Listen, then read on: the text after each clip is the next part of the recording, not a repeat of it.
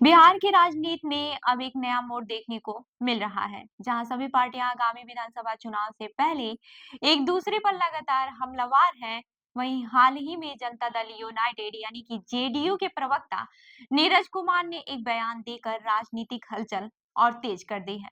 मोतिहारी में दिए गए अपने बयान में उन्होंने राजद अध्यक्ष लालू यादव पर गंभीर आरोप लगाए। नीरज कुमार ने कहा कि लालू यादव को राजनीतिक रूप से नजरबंद कर दिया गया, यानी ना तो उन्हें बोलने की आजादी है और न ही कहीं घूमने की।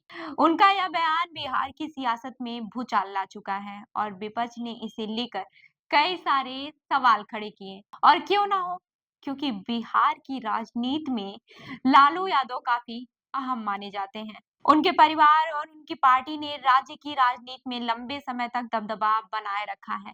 ऐसे में एक सत्ताधारी दल के प्रवक्ता द्वारा इस तरह के आरोप का लगाना निश्चित तौर पर पार्टी के भीतर और बाहर हलचल मचाने वाला है। नीरज कुमार का कहना है कि लालू यादव को अब कोई अधिकार नहीं है और उनके ऊपर सख्ती की गई है ताकि वह राज्य की राजनीति में सक्रिय न हो सके।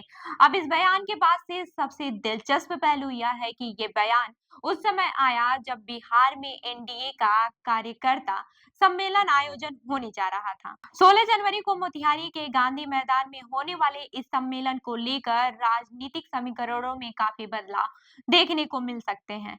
नीरज कुमार ने इस बात पर भी जोर दिया है कि बिहार में सुशासन स्थापित करने का पूरा श्रेय मुख्यमंत्री नीतीश कुमार और उनकी सरकार को ही जाता है, न कि विपक्ष को। यह बयान नीतीश कुमार की सरकार के पक्ष में था, जिसमें उन्होंने तेजस्वी यादव के ऊपर हमला बोला। वहीं तेजस्वी यादव पर नीरज कुमार ने कई आरोप लगाए। उन्होंने तेजस्वी को राजकुमार करार देते हुए कहा कि उन्हें हमेशा क्रेडिट लेने की आदत हो गई है। नीरज ने यह भी कहा कि तेजस्वी यादव अपनी सभी कामों का श्रेय खुद लेने की कोशिश करते हैं, जैसे कि उन्होंने ही बिहार में नौकरियों की व्यवस्था की, सुशासन भी स्थापित किया। नीरज कुमार का यह बयान तेजस्वी के लिए एक सीधी चुनौती था, क्योंकि तेजस्वी यादव की राजनीति में लगातार बढ़ती ताकत को देखकर एनडीए इस समय थोड़े घबराया हुआ है।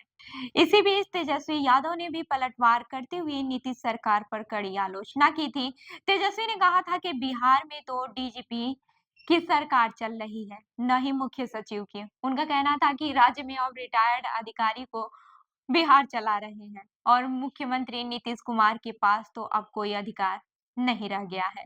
तेजस्वी ने यहाँ तक कहा था कि बिहार में अब सिर्फ डीके टैक्स चल रहा है, जो कि नीतीश कुमार के खिलाफ उनका तीखा हमला था। इस बयानबाजी से यह साफ हो गया है कि बिहार की आगामी विधानसभा चुनाव में चुनावी घमासान और भी तेज होगा।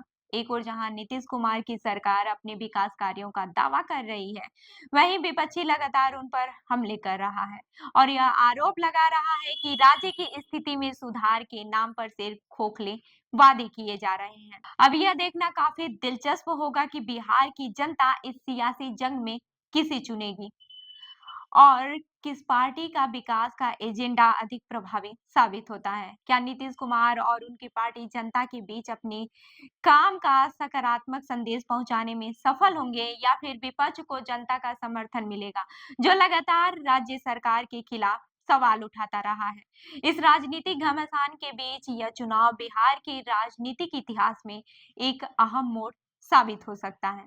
तो इस खबर पर क्या है आपकी राय, हमें जरूर बताएं। मैं हूँ रूबी आपके साथ और आप देख रहे हैं जन दर्पण न्यूज। धन्यवाद।